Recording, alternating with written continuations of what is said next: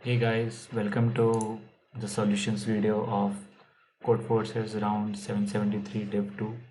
I was able to solve A, B and C, so I'll be going over their solutions. Okay.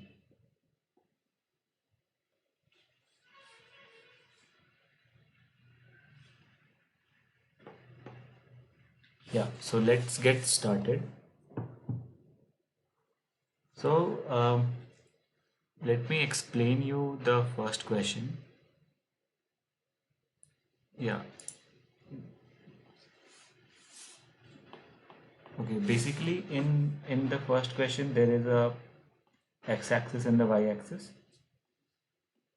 We everything is taking part in the uh, first quadrant, so we don't need to worry about any negative values. So basically we are given a triangle,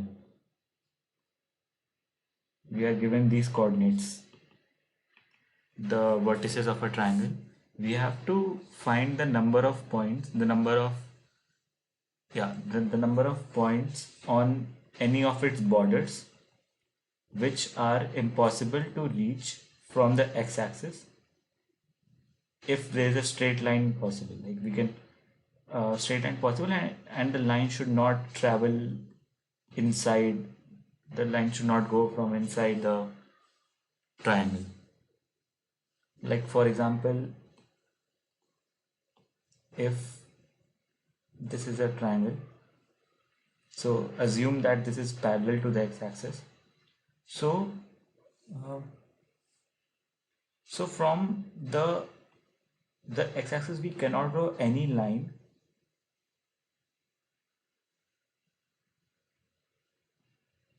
Okay, yeah, in this case, okay, yeah, so for consider this border. So there exists, like for every point there exists a straight line which can be traced back to the x-axis. Similarly in this case, for every line, and this is like possible, a straight line can be drawn. So let's consider one more example like this. In this case, what will happen is, assume this is parallel to x-axis.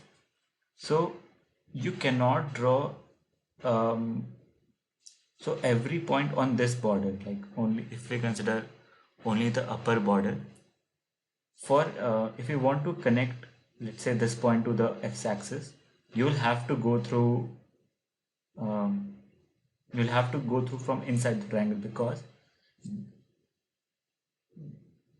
if we were to go down from any point, we'll have to travel through the triangle, because if we draw a straight line like this, like which is not possible, and this line is certainly, like this line is certainly not reaching the x-axis. So basically that's what my intuition was, that if there is a line which is parallel to the x-axis, we can easily find that using the slope formula, y2 minus y1 upon x2 minus x1.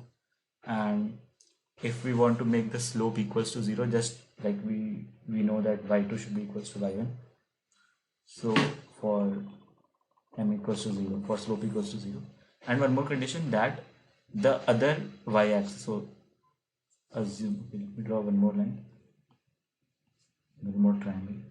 So let's say this is x1 y1, x2 y2 and x3 y3. Another thing we should know, that it is only possible when one side is parallel to the x-axis and the triangle is upside down. So all the points in this, all the integer points on this, we can just find out the distance. Will not be able to touch the x-axis if we draw a straight line. So the only case we need to check that there exists a line which is parallel to the x-axis, and the other y coordinate, that is y3, should be less than y1 and y2. So y3 should be less than y1 y2 if y1 equals to y2. This is the only condition. Then the answer will be just x2 minus x1 modulus, because the given that the integer, all the points are integer points. So if you see here, these are only integer points, and we need to find What do we need? The total length of unsafe points. So in this question, points are only integer points. So we can just do with the length x2 minus x1. That will give me. Let me show you my solution now.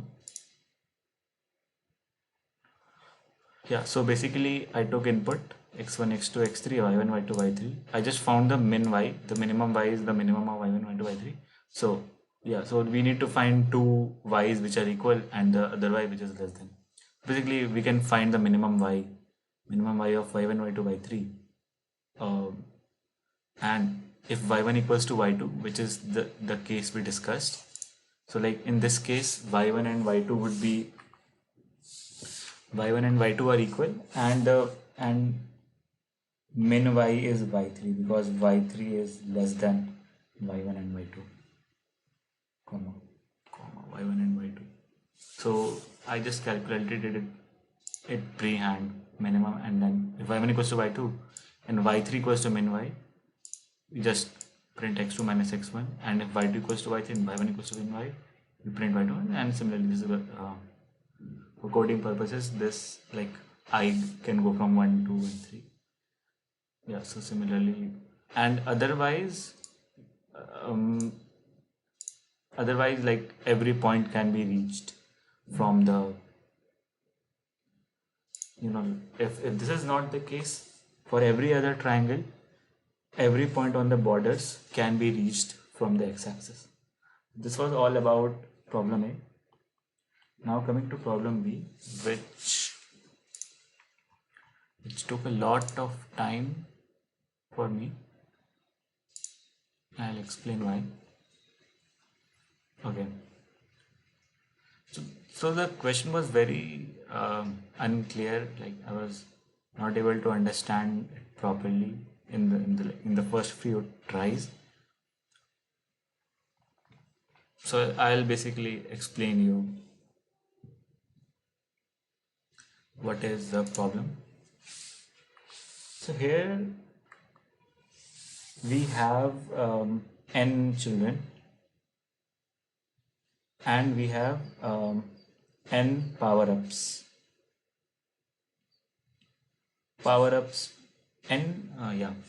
And each power-up has a type. These type can be 1, 2, 3, 4, anything.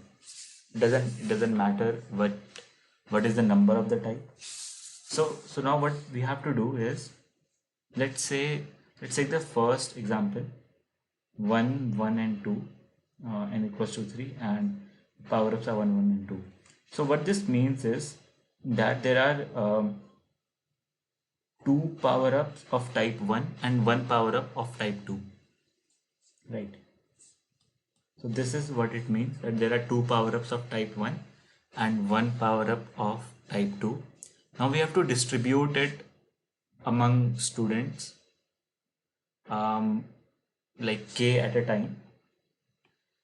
So in the first try, we will distribute the power-ups among one student. In the second time, we will distribute the power-up among 2 students. In the third time, 3, and then so on. So we have to distribute among k students for all k equals to 1 to n. So this is the question. And what we have to print, what we have to give the output we have to give is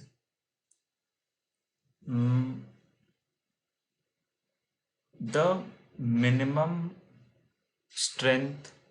total strength after distribution in k students. So what is strength? So strength was given as different, like, number of unique powers, like a child stores. Okay, so for it will be better understood with examples. So in this case, we have 1, 1 and 2, and now this is the first student, this is, let's say, the second student, this is the third student. So in the first iteration, I have to distribute among one student.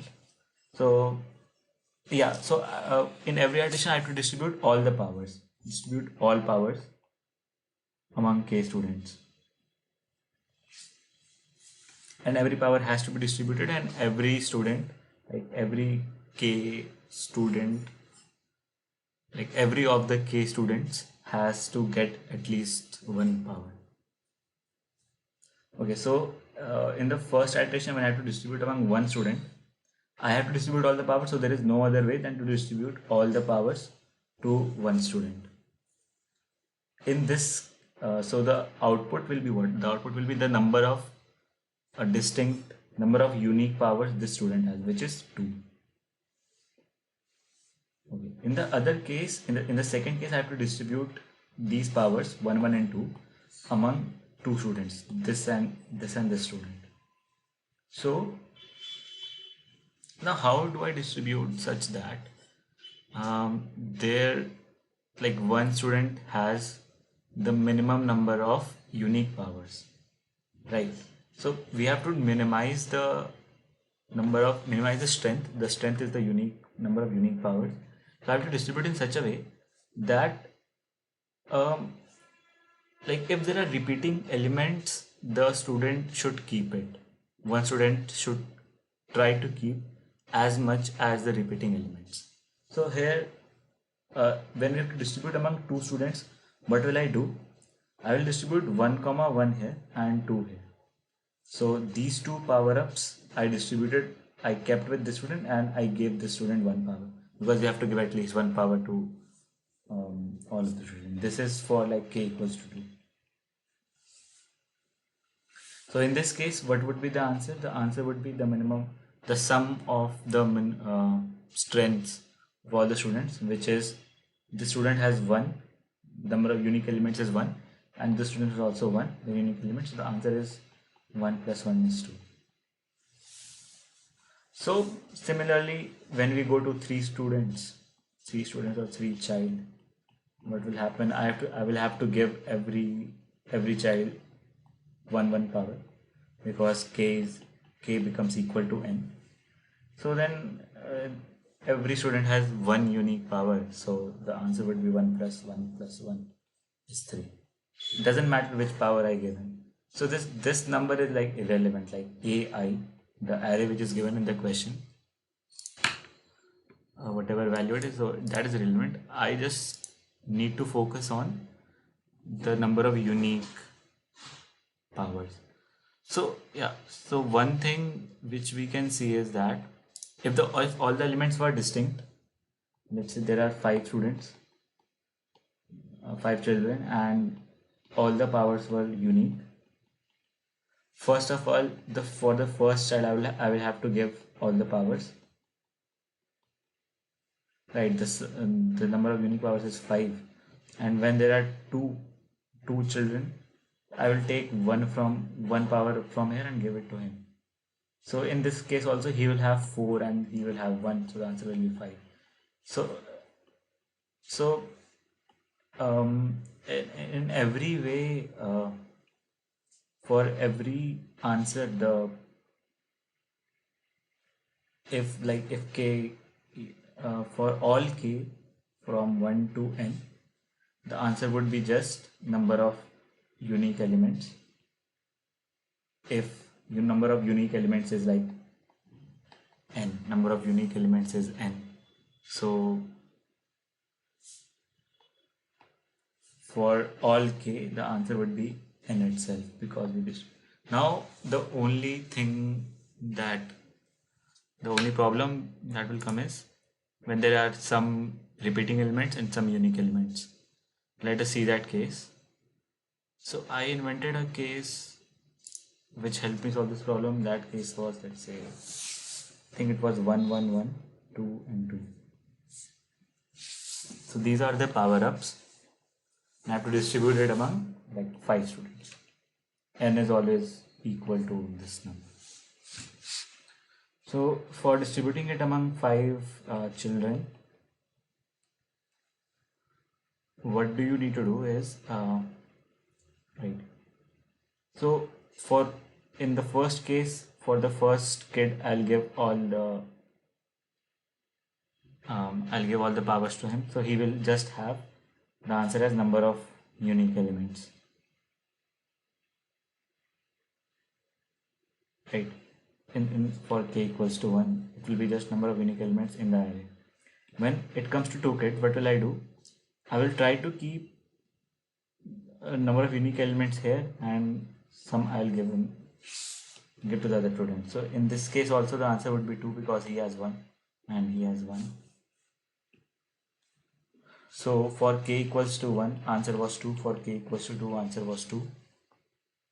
Now when we come to 3 students, when I have to distribute among 3 students, you see that 3 is bigger than the number of unique elements. So when something is bigger than the number of unique elements, I'll have to take at least one number from either here or either here and give it to the other guy. So even if this guy has one unique element, one will be transferred to the other guy. In this case, the answer will increase. So he will have 1 comma 1, he will have 2 comma 2, and he will have, this third guy will have 1. So the answer will be, for k equals to 3, answer would be 3. So when we see, so from this we get a intuition that if k is greater than number of unique elements, the answer would be k. So this is the gist of the solution. So when you are running an iteration for k from 1 to n, if k is greater than number of unique elements, the answer would be k. Why? Because if k is greater than the number of unique elements, each guy will have at least one different element. Like you saw in this case, he was possessing 3 kinds of ones and this guy was possessing 2 kinds of one. So as soon as another guy had come, so he'll need either of these 3 problems, either of these 2 sets. So for this guy, even if the number of elements remain 1, and even for this guy the number of unique elements remain 1, for this guy 1 will be added. Similarly for all the other cases. So let's take one more example. 1 1 1 2 2 2 2 and 3 3. Very big example. So for k is equal to 1, one student will have all these things. So for k equals to 1, answer is 3. When k equals to 2, what would be the answer? You give this much to one guy and this much to other guy. That will be 1 plus 2, it will be 3. And when k equals to 2, when k equals to 3, what would it be? I'll give this much to the first student, this much to the second kid, and this much to the third kid. The answer would be 1 plus 1 plus 1, which will be 3. Now k equals to 4. Now what will happen is, as soon as k becomes 4, I'll have to give, like, all the unique elements are occupied. All the unique elements are, all the one kind of elements are staying with one kid. Now this is the first kind of element, this is the second kind of elements, this is the third kind of element, which is distributed optimally among 3 students. So till here only our optimization was possible. So after that, like for every k greater than equal to the number of unique elements, I'll have to remove one element from either this set or this set or this set. It doesn't really matter. For the first 3 students, the answer will remain same, but for all the other students, the answer will keep increasing by 1. So for all the other cases, the answer would be k. So I hope you got this intuition. This was not a very easy question, but very satisfactory to solve. So I will just show my code. So basically I made an array to know the number of unique elements, which was not, frequency map, what do you call it, and hash map. It was not really required. So I took the array input, then I took the frequencies of all the elements. First I was going through a different route of thought before coming to this intuition. That's why I was created frequency. So it doesn't matter. So frequency map will store the frequency of all the elements. For example, 14522. If this was example, frequency map will store 1, 1, 4, 1, 5, 1, and 2, 3. It will store the frequency of all the array elements. So after this, the size of frequency will give the number of unique elements. Sz, I have defined as Sz somewhere else, which gives the size of the object. So size would be 4 in this case, because the number of unique elements are 1, 4, 5, and 2, that is 4 elements. So similarly, now you run a loop for k. This I is basically k for 1 to n. So I plus 1 is like k from 1 to n. I goes from 0 to n minus 1. K goes from 1 to n. So if the number of unique elements is greater than equal to, so as soon as k becomes greater than size. So this case is as soon as k becomes, like, that is I plus 1 becomes greater than size, I know the answer would be k itself, that is I plus 1, and all the other cases the answer would be the number of unique elements, because you can divide that optimally. So that is the answer. I hope you got it. I'll explain this once again. So I plus 1 is k. So as soon as we saw here that as soon as k becomes greater than the number of unique elements, which is size in that example, the answer would be k itself. So as soon as k became greater than size, the answer is k itself. Otherwise, for all the cases when number of unique elements was greater than equal to k, then the answer was the number of unique elements. So that is the answer. So like for all these cases, I could divide the answer, and so this was the case we discussed, right? So this was question B. Very nice question. Is the system testing complete? Yeah, this is submitted. Wait a minute.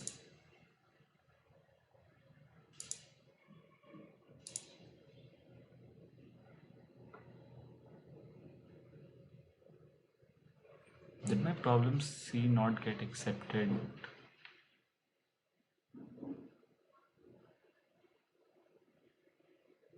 What happened?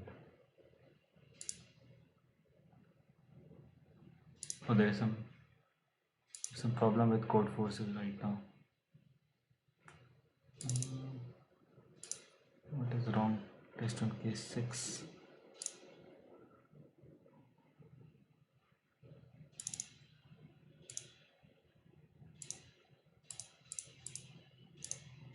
I think system testing is still going on.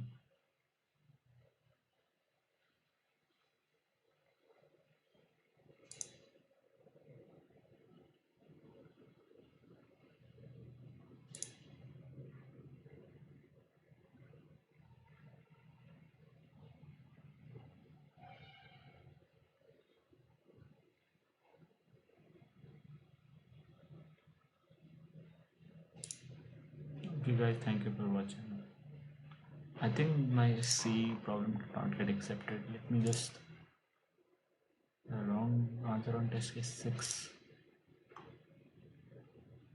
What is test case 6? Let me submit my solution once again. And this was the solution.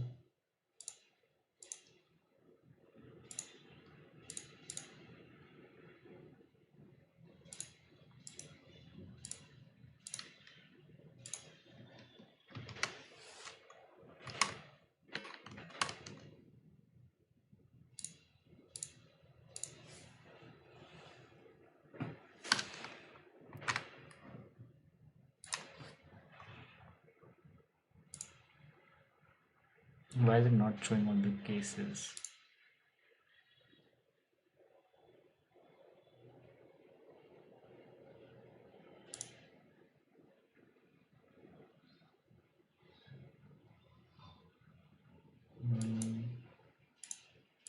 I can't even see the solution. Okay, I think something is wrong. So I will explain my logic for the third question. So it was a pretty straightforward question. Mm, yeah, so basically, mm, we are given an array and we have to find, like, for every number whether that number into x exists or not, and if it does not exist, just add that element to the array. So yeah, so I'll just explain what I did.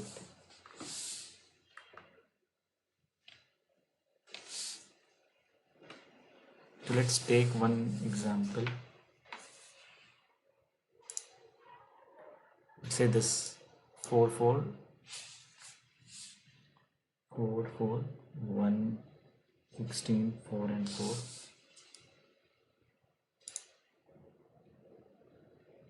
Maybe I should have done long 4 into 10 to the power 9. Yeah, maybe long should have been done. Really? Okay. So so these are the four elements. This 4 means the four number 4 elements, and this is x. So I need to go from left to right and see, um, like, for every element, if 4 into that element exists in the array or not.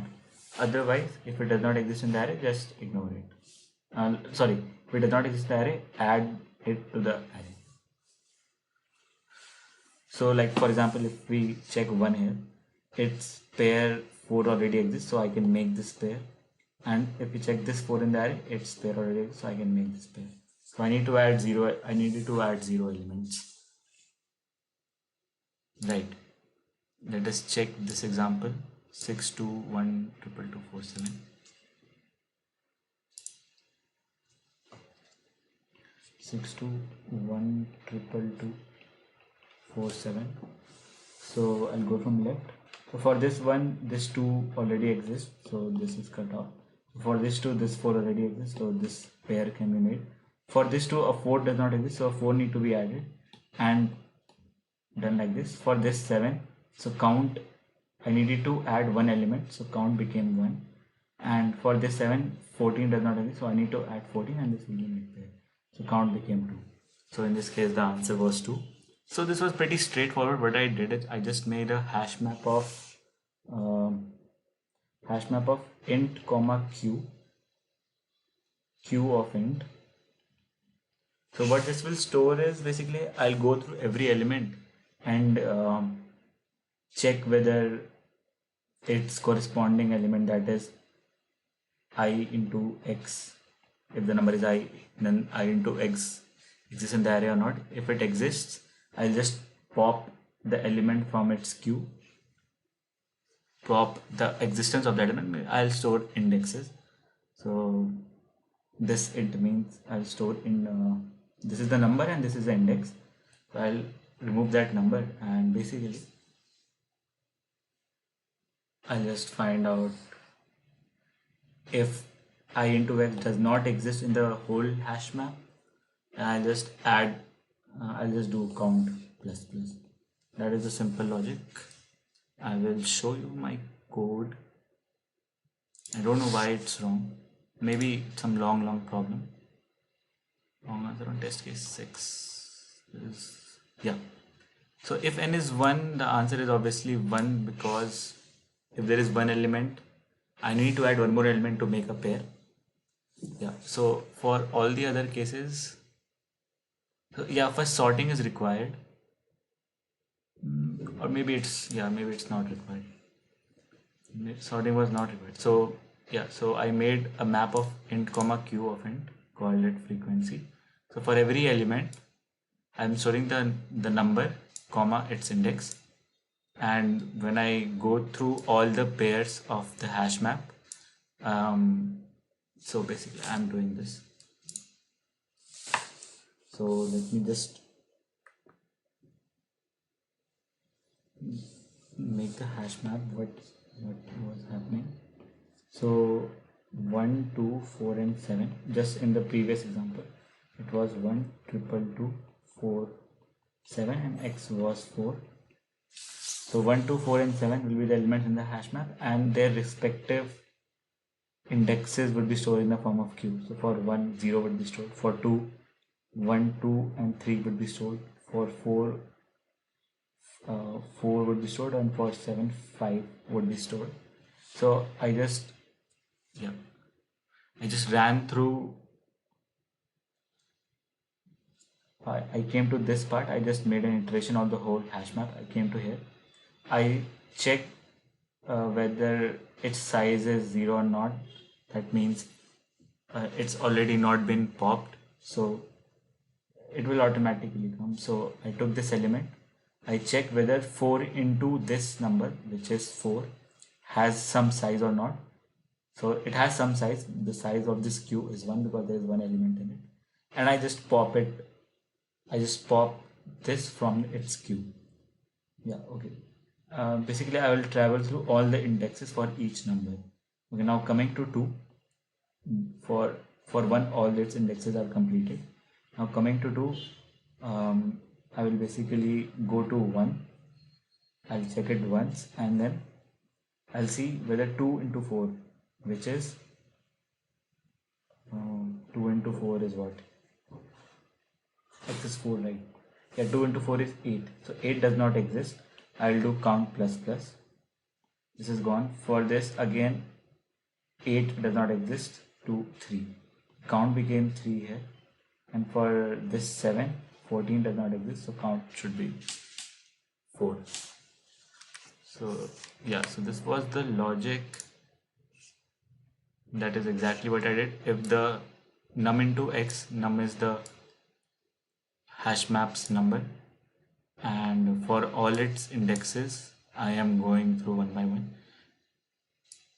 So if the number exists, then we need to pop that number, otherwise count plus plus, and we just print count at the end. Okay guys, thank you for watching. See you later.